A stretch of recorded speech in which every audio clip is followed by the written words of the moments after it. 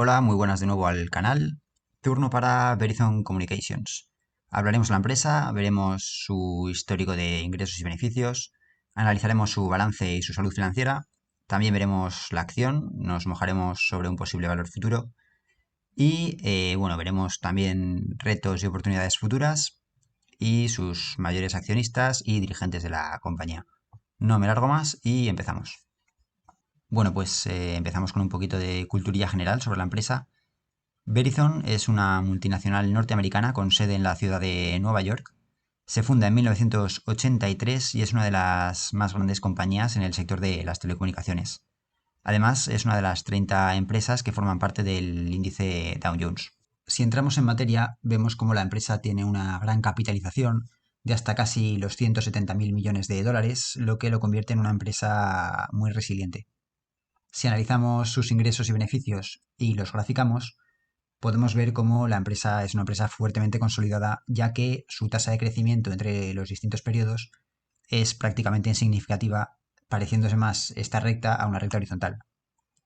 Si analizamos los beneficios de manera aislada, nos debería saltar una primera alarma en el año 2023, viendo cómo la caída de los beneficios con respecto a 2022 es de hasta el 45%, que no se justifica con una caída de los ingresos de 2022 a 2023, la cual es de apenas el 2%. Cabe preguntarse en este punto qué ha podido ocurrir en 2023 para que estos beneficios se hayan caído de manera tan significativa. La respuesta podemos encontrarla en sus resultados financieros. Podemos ver cómo los ingresos en 2022 y 2023 no distan mucho. El costo de ingresos es en 2023 inferior a los de 2022, siendo el beneficio bruto superior en 2023 que en 2022. Sí que es verdad que los costes operacionales en 2023 son ligeramente superiores a los de 2022, pero bueno, no creemos que esta sea la causa como para que los beneficios netos hayan caído hasta un 45%. Sí que vemos en el siguiente punto, en los costes no operacionales, una gran diferencia con respecto a 2022. Si ampliamos aquí, podemos ver en cada una de las diferentes líneas dónde están las mayores diferencias. Los gastos financieros para pagar intereses relacionados con la deuda. Luego los gastos irregulares, que bueno, analizando un poco, he podido encontrar que se debe a una revaluación de rentabilidad futura de esos activos. Es decir, que había una irregularidad en su balance y lo han tenido que ajustar en forma de pérdida. Y finalmente, otros gastos no relacionados con sus operaciones, como pueden ser otros ajustes contables adicionales.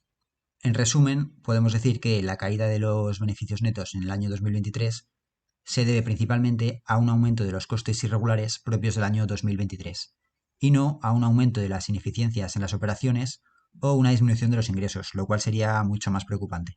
Otra cuestión es por qué los beneficios esperados de 2024 no han conseguido alcanzar a los de 2022. Bueno, haciendo un poco el mismo análisis, he conseguido averiguar que la empresa va a tener que gastar hasta 1.900 millones de dólares en conceptos de indemnización por reducción de personal. Ahora bien, en 2025, salvo sorpresas u otros gastos irregulares, los beneficios deberían ser superiores, incluso llegando a los de 2022-2021.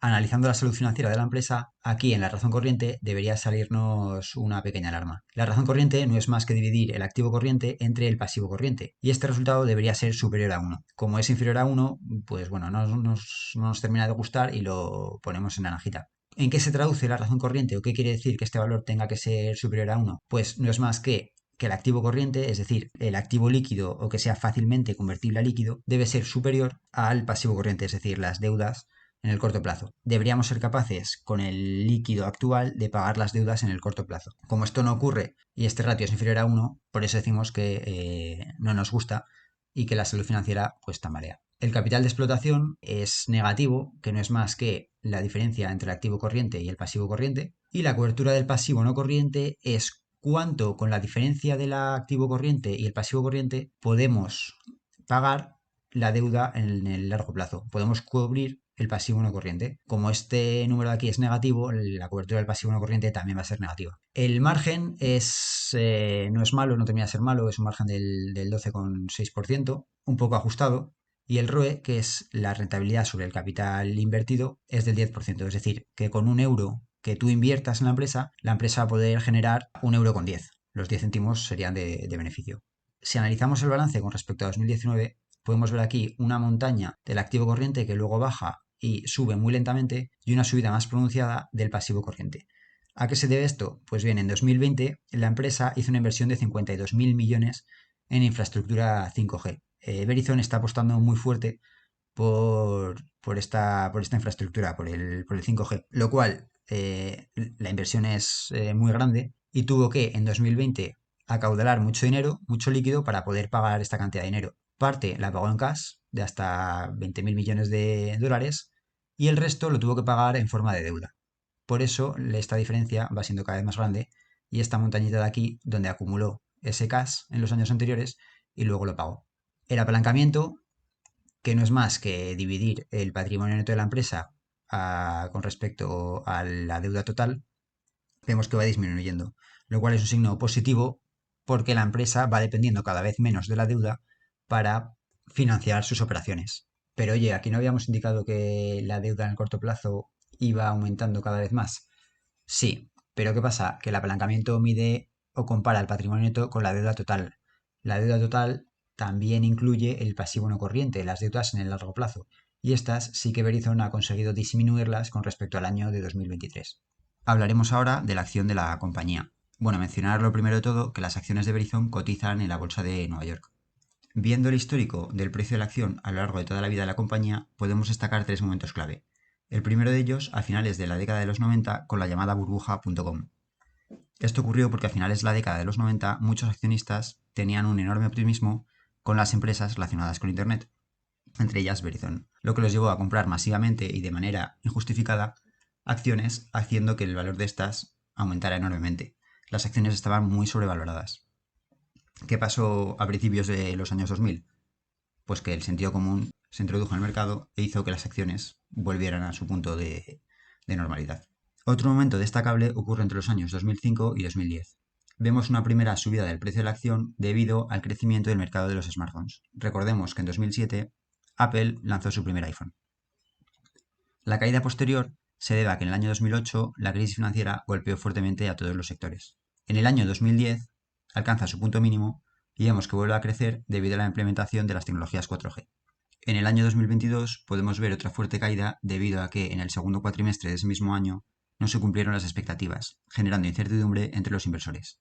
Ahora, si queremos saber si es un buen momento o no para entrar a comprar, a mí personalmente me gusta hacer un ejercicio para estimar el precio de la acción del año que viene. Para este análisis voy a pedir que se me haga el mismo caso que le haríais al horóscopo o a un mensaje de la galletita de la suerte.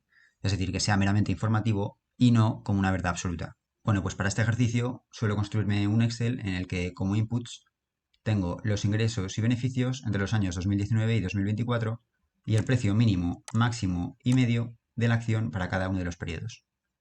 Con este histórico voy a intentar estimar cuál va a ser el precio del año 2025. Para ello, lo primero que hago es graficar los ingresos y beneficios a lo largo de cada uno de los periodos. Con los ingresos me saco la línea de tendencia, de la cual extraigo la ecuación de la recta. Con la ecuación de la recta puedo sustituir para el periodo 6, que sería el periodo correspondiente a 2025, sustituyendo en la X me puedo sacar la estimación de ingresos para el año 2025. Lo siguiente sería ver cuál es la tasa de crecimiento y el margen para ver si los valores pueden ser realistas.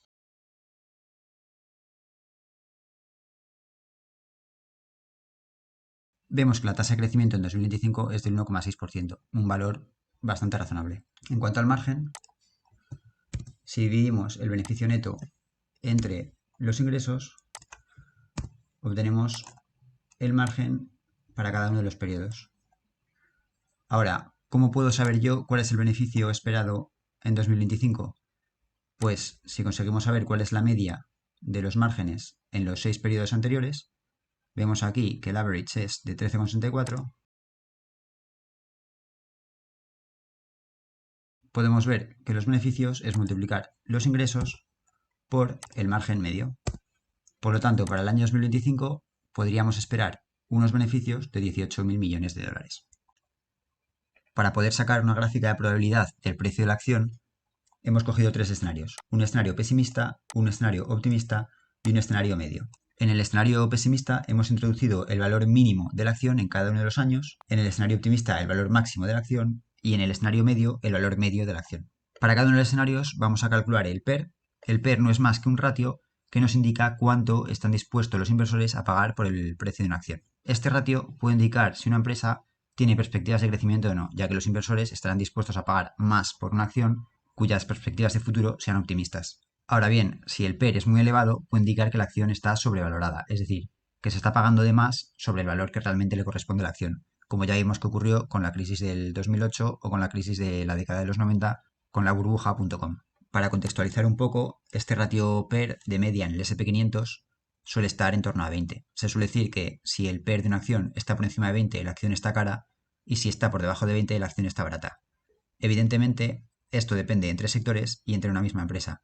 Puede que una empresa que tenga un PER 20 esté muy sobrevalorada o esté muy infravalorada dependiendo del sector en el que se encuentre.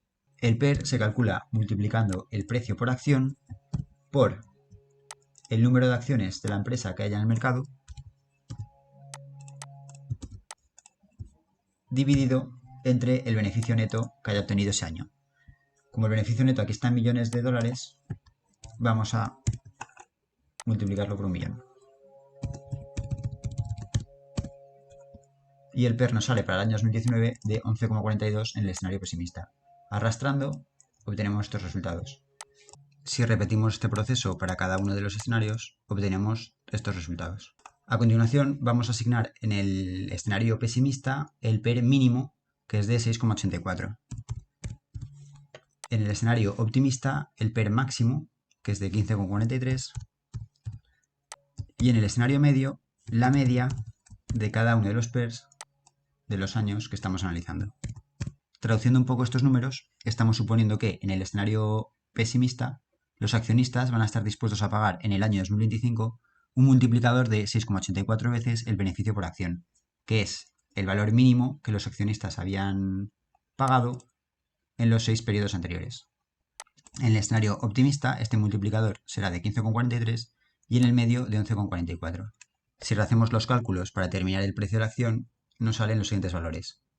La acción en el escenario pesimista tendría un valor de $30, en el escenario optimista de $67 y en el escenario medio de casi $50. Estos valores se pueden graficar en una distribución chi cuadrado como la que tenemos aquí. Entonces, bueno, aquí podemos ver la distribución de probabilidad del precio de la acción para el año que viene. Como el precio de la acción a día de hoy es de $40, podemos presuponer con cierto margen de probabilidad que el valor de la acción subirá. Como conclusión y como mero razonamiento personal, podría decir que el año que viene, si el precio de la acción está por debajo de los $50, la acción estaría barata y si está por encima de los 50, estará cara. Quiero destacar que esto es una valoración personal y cada uno debe asumir sus propios riesgos y hacer sus propias valoraciones. No quiero que esto sea tomado como una fuente de verdad absoluta. Para finalizar este análisis de la acción, habría que añadirle el análisis de los dividendos. Vemos que a lo largo de los años han sido bastante generosos, incluso en los últimos 5 años la repartición de los dividendos han aumentado considerablemente. Hemos hecho un estudio en el que comparamos dos casos, en donde en 2014 si se compra un paquete de 100 acciones con un valor de $48 la acción, ¿qué valor tendríamos a día de hoy para finales de 2024 en estos dos escenarios? En el primer escenario, con el interés simple, habríamos mantenido el paquete de 100 acciones comprados y habríamos ido acumulando los dividendos año a año. A fecha de finales de 2024 tendríamos un valor total de $6.600. A pesar de que el valor de la acción ha caído en $8 por acción, vemos que tenemos un incremento, una plusvalía en la inversión. Y eso es gracias a la repartición de dividendos. En el interés compuesto, si en vez de acumular los dividendos los empleamos para ir comprando acciones año a año, acabaríamos teniendo a finales de 2024 un paquete de 170 acciones valorado en $6.800. Una plusvalía mayor que la del interés simple, pero que vemos que las caídas del precio de la acción afectan más que en el caso del interés simple. También las subidas del precio de la acción afectarían más que en el caso del interés simple. Analizando los principales retos y oportunidades que tiene la compañía, la primera de ellas es la fuerte competencia en el mercado de las telecomunicaciones. Verizon compite con otras dos gigantes como son AT&T y T-Mobile. En la gráfica podemos ver cómo ha sido la evolución de cada una de las compañías. Cabe destacar que T-Mobile ha experimentado un enorme crecimiento debido a que en el año 2019 adquirió la empresa Sprint. Sprint era hasta entonces la cuarta compañía a nivel de ingresos, por lo que esta adquisición de T-Mobile va a hacer que los ingresos de la empresa aumenten considerablemente. Si analizamos la capitalización de las tres compañías, es destacable como T-Mobile es la empresa con mayor capitalización a pesar de ser la que menos ingresos genera. Otra cuestión destacable es el mercado dinámico, y es que hasta la década de los años 2000 las principales fuentes de ingresos de estas compañías eran sobre todo por parte de la telefonía móvil. Vemos como entre los años 2000 y 2010 el 60% de los ingresos venía de la telefonía fija, el 35% de la telefonía móvil y el 5% de servicios de datos. Para 2020 la telefonía móvil abarca un 75%, los servicios de datos un 20% y la telefonía fija un 5%. A este mercado dinámico y cambiante, Verizon ha debido de adaptarse y saber encontrar su cuota de mercado sin que la competencia le coma parte del pastel. Finalmente, el futuro es bastante prometedor en el marco de las aplicaciones IoT, es decir, el Internet de las cosas. Una aplicación muy conocida y muy sonada por todos es la de los coches autónomos. Poder interconectar los diferentes coches que se comuniquen entre sí y que puedan tomar acciones y decidir o va a facilitar el futuro de la conducción autónoma. Esto pasa por una fuerte automatización y una fuerte inversión en estructuras 5G, como la que ha hecho Verizon en el año 2020. Por tanto, estas perspectivas de futuro auguran mercado todavía para estas compañías. Y ya para finalizar este extenso análisis, vamos a ver quién es el principal dirigente de la compañía. El CEO desde 2018 es un empresario sueco que se llama Hans-Erik Westberg y su compensación total en 2023 fue de 24 millones de dólares, de los cuales 18 millones fue en forma de acciones, lo cual nos da una confianza ya que los principales dirigentes de la compañía apuestan fuertemente por las acciones de la misma con su propio patrimonio. Viendo quiénes son los principales accionistas, vemos que un 66% del accionariado está compuesto por un total de 3.600 instituciones.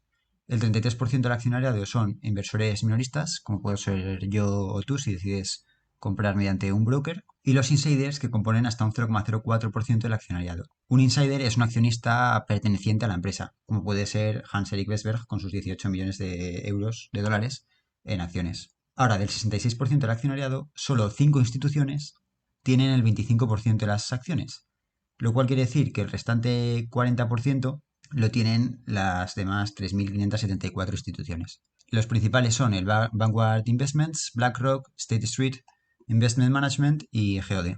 Estas instituciones tienen, por tanto, un fuerte poder sobre el precio de la acción, por lo que convendría vigilarlas de cerca para ver qué es lo que hacen con ellas, si deciden venderlas o aumentar su participación.